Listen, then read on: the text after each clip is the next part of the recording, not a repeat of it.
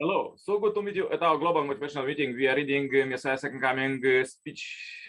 This God words that inspire billions of people, families, communities, countries, and the whole world. And will help you to just read this quotes and practice in daily life. Think about them that God could give you tips for happy life and prosperous future. As we're reading this from the beginning, please find all the chapters at our Happy TV channel. And let's see what God prepared for us today. Speech, God's Homeland and the One World, what given on October 16, 2002. And Unification Church Central Training Center, Guri, Korea, Rally for Harmony and Unity in Heaven and Earth. Yes, leaders of religion, politics, and academia who have gathered from around our country and renowned ambassadors for peace. Today, you have assembled here with hopes for a peaceful world. And this meaningful venue, as the founder of the International and Interreligious Federation for Peace, I would like to convey a message concerning God's original ideal, God's homeland, and one world. People who are living on the earth in present day are unable to find the kingdom and the righteousness that God promised. God's kingdom and God's righteousness have been the hope of people who have lived throughout the course of the thousands of years of history, and they remain our hope today. Then how it is that the hope still remain as our final objective, and why wasn't it accomplished in the beginning of human history? It is because human beings fell due to the fall of our ancestors, human beings, who could have become the center of God's kingdom and God's righteousness together with God, found themselves unable to form any sort of relationship with God. In other words, they were degraded so that they became ignorant of the Father, the family, and the nation that are the center of God's kingdom and God's righteousness. Therefore, God has been working hard in the course of history up to this day to enlighten all people who have been groping in darkness, to teach them about Father, the family, and the nation. Therefore, seeking and establishing God's kingdom and his righteousness have remained both our hope and our objective. Presently, numerous nations exist in this world. However, even among those many nations, not even one can be truly beloved to God. So the goal behind God's dispensation of 6,000 years is to this day has been that we deny this fallen world and create a new nation of God. This is why God has carried out the providence of seeking a nation throughout history. It is because God's will to restore human beings cannot be realized without the cooperation of a nation. There must be a true nation centering on a true religion. Thus, God taught a particular nation at a particular time. That was the history centering on the chosen people of Israel, both their nation and their religion, Judaism. What kind of nation is the nation that you hope for? It is not like the nation you are living in today. This kind of nation eventually must say it's forever. We still do not have a nation of God. People without a nation have no permanent address. Without a nation, there is no nationality. That means that there are no grounds on which you can have your name entered in the National Family Registry. Therefore, what we need to do is, in this current world, is to find that nation. We must form the heavenly kingdom. And with that nationality, we must live on this earth as the victorious sons and daughters who have inherited the lineage of true good parents who love their nation and their people. As such, we must lead our family and our clan so that we can enter the kingdom of heaven in the heavenly world. That is the principle. When we have a nation, we have a tradition that we may peacefully leave behind for our descendants for our time, all time. Only then will all our efforts of shedding blood and sweat remain. Only then will a commemorative tower appear on the earth to congratulate God for his hard work. Only then will traces and of all glory remain on the earth. If we cannot establish a nation, everything will be for now. Please understand that seeking and establishing God's nation is the most important issue. Always have the conviction that our family is a family that protects the nation, that can receive true parents' love. Therefore, I must become a dutiful child of true parents and fulfill the duties of a patriot to the nation. This means that you have to receive God and true parents' love. However, you cannot receive God's love freely without a nation. This is because the heavenly nation establishment take place after Satan's kingship has been defeated. We admire God's nation. That is because it is a place where there is love. It is not a place momentarily love. It is a place of eternal love. It is a place where each person can be raised to fulfill their potential and each person's value can be acknowledged 100%. In other words, it is a place of eternal happiness. Therefore, people long and earn for the heavenly kingdom. The path that we have to traverse is a path that we truly want to walk, and the nation that we have to seek and realize is a nation where we truly want to live.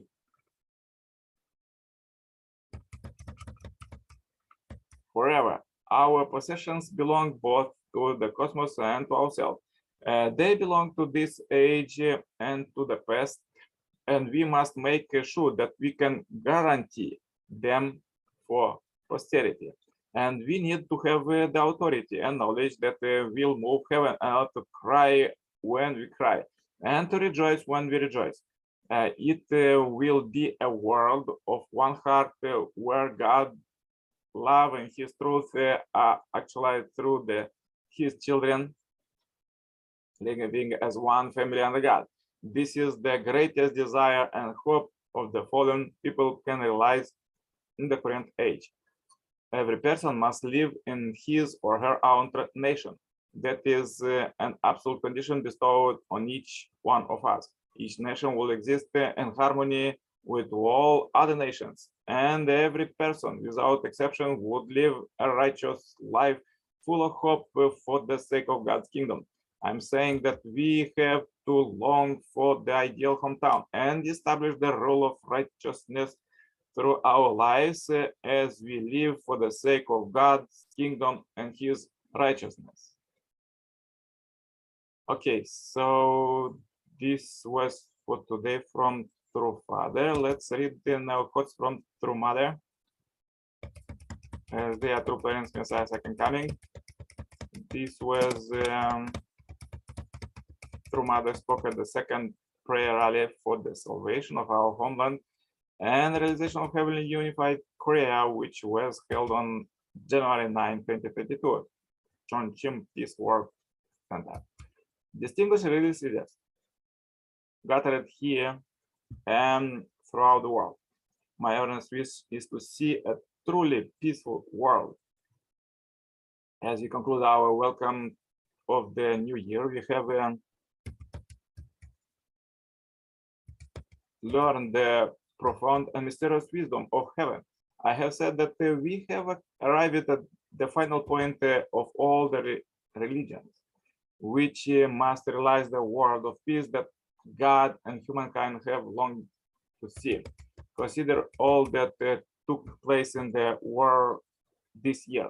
We not only had the coronavirus pandemic, but also in many parts of the world, heavy rains and wildfires caused the climate change. Recently, there was a massive wildfire in Colorado and tornadoes in the central United States, which resulted in astronomical property damage that defies description, not to mention the loss of many lives. This is the reason we must join our hearts together. With these global changes, we are realizing once again that there are limits to human effort. The only way for us to become one, therefore, is to become the children of God, our Creator, who is the owner of the universe. However, even though the Spirit may be willing, the principle of the creation still need to be upheld.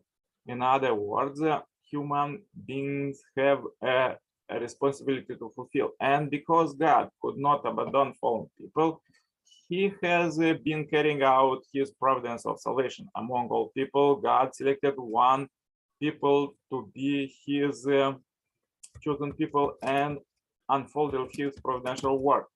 A chosen people, yet as a chosen people, they need to fulfill their responsibility in order to receive heaven's blessing. After a long preparation period of 4,000 years, the providence to save and restore the people of Israel through indemnity was begun when Jesus Christ, the only begotten Son, was sent to earth. At that time, Israel was a vassal of the great Roman Empire. At the time when it was said that all roads lead to Rome, heaven's providence with the people of Israel began with much urgency. The Roman Empire at that time was in a situation where its very future was unpredictable, with many broken families and its young people in chaos. In contrast, the people of Israel had firm and strong families that centered on God. And the Roman Empire then wanted to follow the example. The issue is that in accordance with the principle of creation, our Creator created all things in pairs. Consequently, once the only begotten Son was born, a woman also had to be born. However, those who should have helped with this, such as Mary, the Harea family, Judaism, and the people of Israel, were all unable to fulfill their responsibility. God has toiled for 4,000 years, long years, to send his only begotten Son, and yet the people of Israel, who should have formed a protective environment in which he could carry out his mission, let him go to the cross. How could this happen? Jesus came to have nowhere to stand. On the path to the cross, he said that he would come again. He said that upon his return, he would hold the feast of the Lamb. He meant that he would seek out his bride. Since then, the history of Christianity has continued on for 2,000 years. The truth is, however, that Christianity has not known the true nature of Jesus or of God the Creator. Therefore, even though Christianity put love first, the great powers in the world prioritize their own interest before all else. And the egoists, they did not practice just love, and this brought about the end of the age of Atlantic civilization. The Creator, however, is an eternal being. He created everything in the world with eternity in mind. Humankind can be saved only by true parents who, thought born among fallen humankind, have the condition of having no relationship with the fall. The only begotten Son was born 2,000 years ago.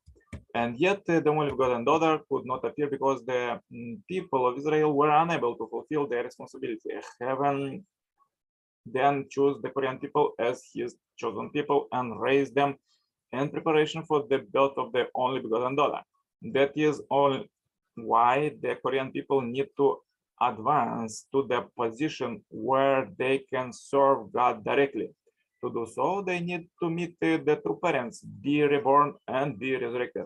In other words, it is only through true parent blessing that they can become the children of the heavenly parent.